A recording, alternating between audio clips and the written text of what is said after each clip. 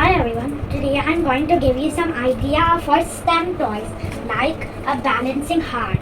So in the balancing heart, you have to find out where the center of mass is. Let's say it's here, there's too much weight on this side. Here it is too much weight on this side. Here is the right place. We need to balance it. And we also got the similar balancing board. If you have to try to balance it on your finger like this. Cup and ball game is very interesting. Straw and cup game is very interesting. When you blow the air from here, from the here, it will go all through the straw, end up in this little cup, and then it'll pass on to the pom-pom and it'll go up into the air.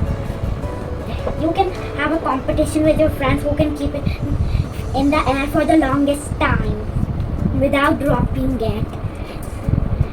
I'll show you how to do. Like that, you have to blow.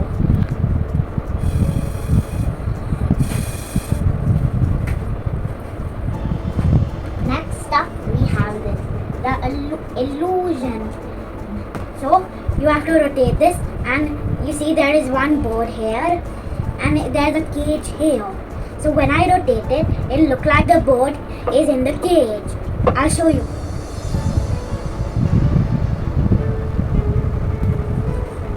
Did it look like the bird is in the cage?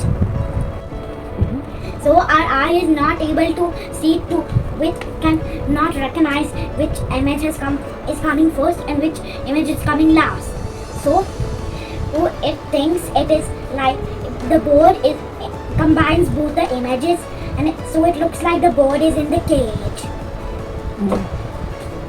And finally, the last and most interesting one, the cup and ball game.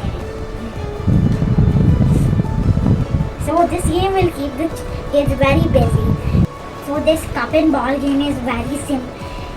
It's a very simple game, but it's not as easy as it looks.